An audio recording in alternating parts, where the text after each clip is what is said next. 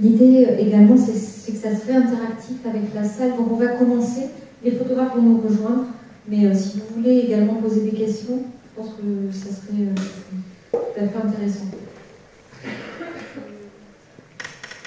Alors, je pense que Yelena va pouvoir parler de notre rencontre et puis de son parcours. Tu peux peut-être témoigner de ça, de ce qu'on avait prévu de faire. Et puis de ta rencontre surtout avec Muriel Salmona, que tu nous racontes un peu comment ça passe de la vie en fait.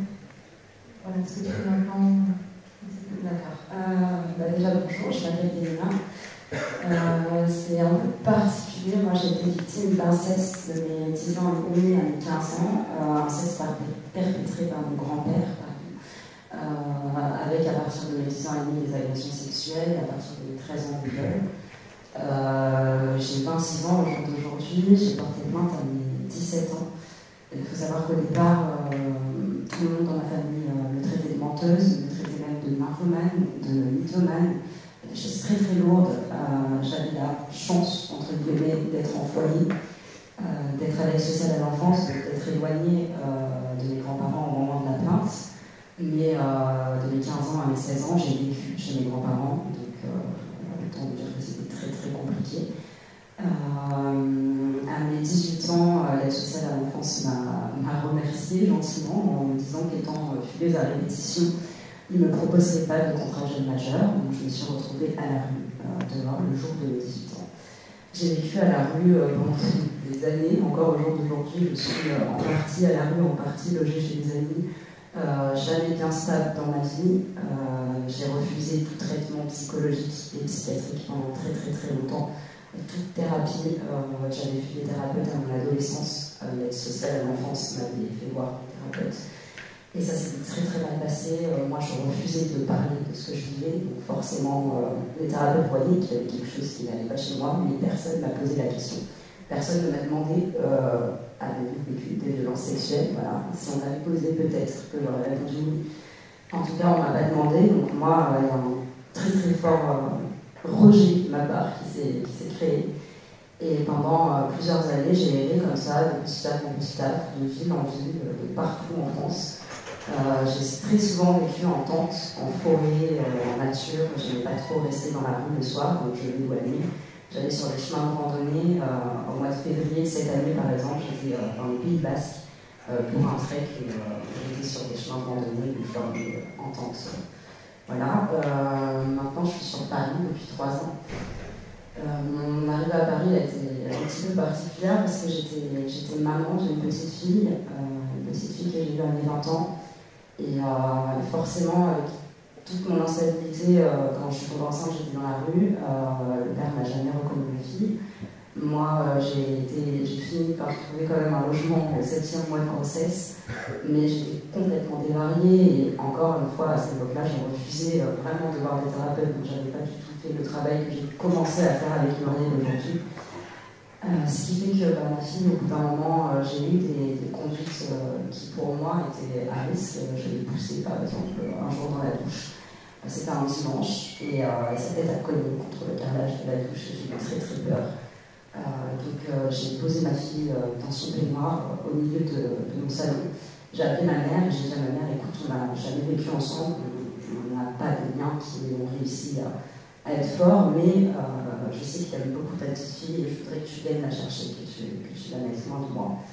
Donc elle est venue chercher ma fille et pendant plusieurs mois, elle a été, ma fille a d'abord été chez ma mère, ensuite en pouponnière, et ensuite placée en famille d'accueil. Et là, au bout de plusieurs mois comme ça, où je la voyais une fois par semaine pendant 2 heures, et où la coupure à chaque fois était horrible, j'ai fini par craquer, par dire, bon voilà, moi ce que je veux, c'est que ma fille soit adoptée. Et l'aide sociale à l'enfance m'a proposé d'abandonner mon enfant, de faire un acte d'abandon. À l'époque, j'étais complètement larguée, donc c'est ce que j'ai fait. Plus tard, grâce à Muriel, maintenant, il y a quelques mois, j'ai appris qu'en fait, j'étais pas du tout obligée de l'abandonner pour la faire adopter, qu'il y avait ce qu'on appelle une adoption simple. Moi, l'aide sociale à l'enfance et les services de l'adoption ne m'ont jamais dit. Donc, j'ai fait cet acte d'abandon, j'ai abandonné ma fille il y a maintenant 3 ans.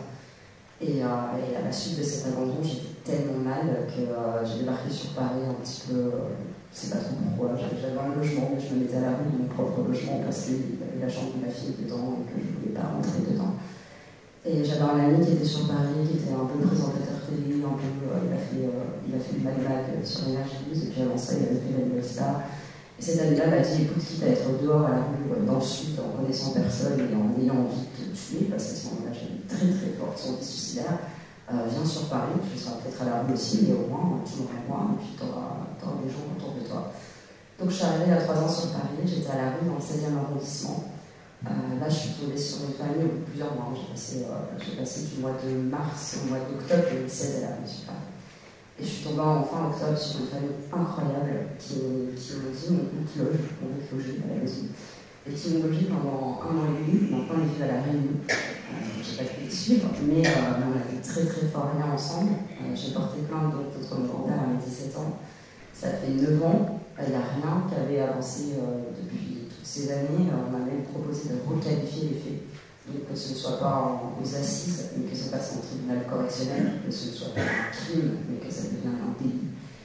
Et moi j'ai refusé totalement, j'ai complètement bloqué, je devais avoir 21 ans quand on m'a proposé ça. J'ai totalement refusé, et puis l'affaire est tombée aux oubliettes. Et il y a quelques mois, à la suite en fait j'ai une chaîne YouTube où je raconte, où je témoigne contre l'inceste, mais je raconte aussi ma vie voilà, dans la rue, dans les bois, en tente, chez des vlogs. Et il y a quelques mois en arrière, une réalisatrice est tombée sur moi, Sylvie d'ailleurs, il y a un peu plus de quelques mois, un an et demi, et m'a proposé de faire un documentaire. Donc elle a galéré pour me contacter, j'étais dehors, c'était compliqué de me trouver, mais elle finit par me retrouver sur Messenger. Elle m'a proposé de participer à un documentaire qui s'appelle Enfance volée chronique d'un déni, et d'y expliquer mon histoire. Et dans ce documentaire, il y avait Muriel Salmona. Donc c'est comme ça qu'on a fait connaissance. Donc moi qui détestais les psychiatres et les thérapeutes qui ne voulaient pas en entendre parler, pour moi aucun n'était doué dans ce qu'ils disaient. Finalement, il y a eu un lien mais immédiat qui s'est créé avec Muriel, à tel point que j'ai tutoyé la première fois que je l'ai vue. Enfin, ça a été immédiatement très très fort entre nous. Et Muriel, qui ne prend plus personne en thérapie parce qu'elle n'a vraiment pas le temps et qu'elle me demande partout, m'a dit il faut que tu viennes me voir, il faut qu'on fasse une thérapie ensemble. Donc j'ai été la voir, je me connais à reculons au départ. Et puis en fait, première séance incroyable, je sors de là, je pleure, je découvre les mots tels que la dissociation, la sidération.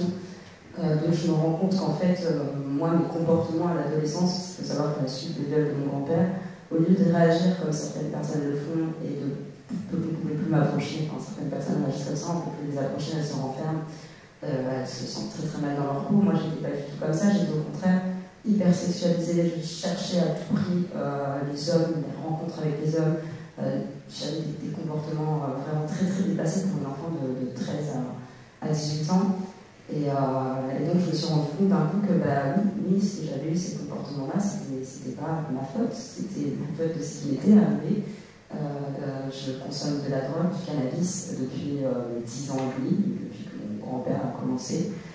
À mes 18 ans, j'étais complètement accro, aujourd'hui je le suis toujours. Et voilà, ça c'est pareil, c'est des conduites dissociantes. J'ai rien construit de stable pendant plus de 10 ans. J'ai erré sans but, comme tu disais tout à l'heure, Sam.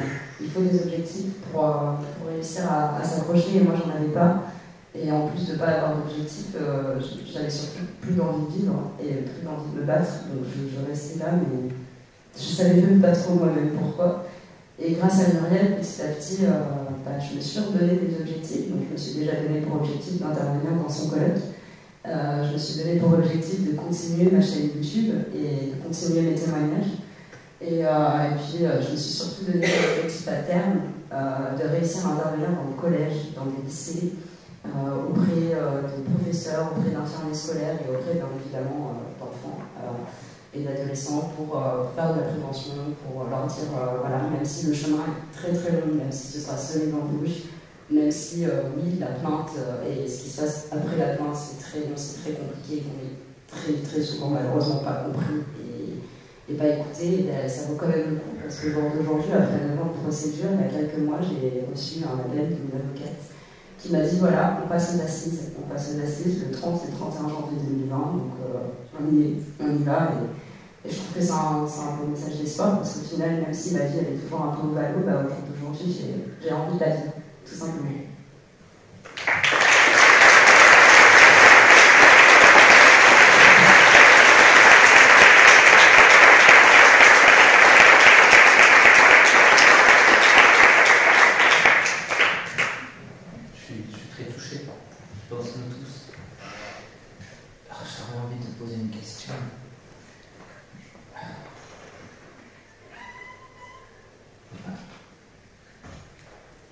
Avec le recul,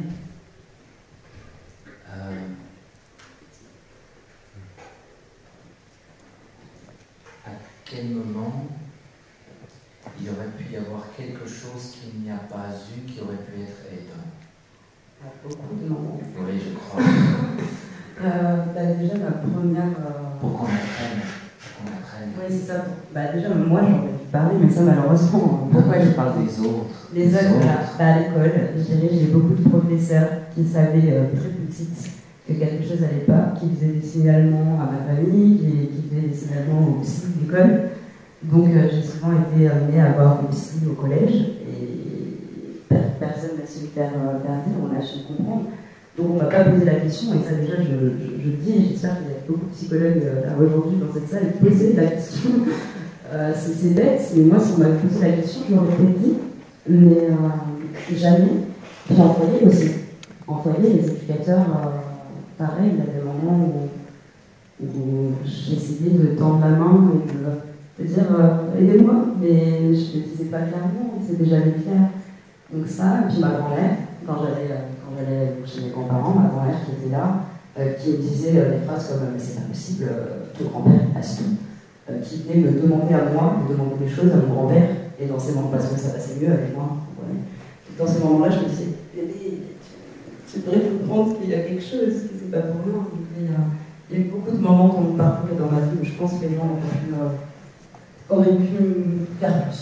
Poser des questions. Au moins creuser un peu plus. C'est exactement la question que j'ai posée à Yelena quand je l'ai rencontrée, en voyant cet état de résilience, on va l'appeler ça éventuellement comme ça, je ne maîtrise pas forcément le terme. Je lui ai demandé quelle figure d'attachement elle avait pu croiser qui avait joué ce rôle-là. Alors, donc, il y avait ses profs, et puis il y avait également, il y a eu certains SDF également, dont un, tu m'avais dit. Bertrand Michel. Ouais. Et puis j'ai cette famille. À 16 ans avec lui pendant plusieurs mois, 7 mois. Et à mon retour de fugue, je suis chez mes grands-parents, au départ quand je suis partie avec lui en fugue. Et à mon retour de fugue, on a dû me remettre chez mes grands-parents. Et là, j'ai dit non. J'ai pris le téléphone et j'ai appelé la police. Et j'ai dit c'est terminé, j'ai des choses à raconter.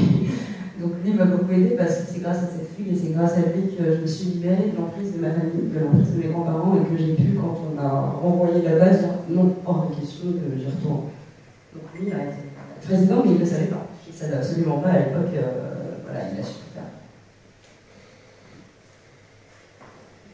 Ça n'a pas été des professionnels, bizarrement, qui m'ont pu aider. Ça a surtout été des personnes que j'ai rencontrées par mes expériences. Les professionnels ne sont pas forcément les meilleurs. Maintenant, un peu mieux. Mais à l'époque, non, c'était pas trop ça.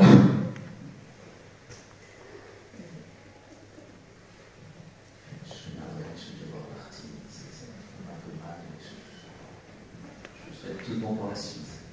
Merci Olivier, merci d'être venu. Merci pour votre intervention, parce que l'exemple que vous avez pris pour le coup m'a beaucoup marqué. Vous prenez un exemple là sur une petite fille chez son grand-père, et c'était ça. Ça m'a beaucoup touché votre intervention.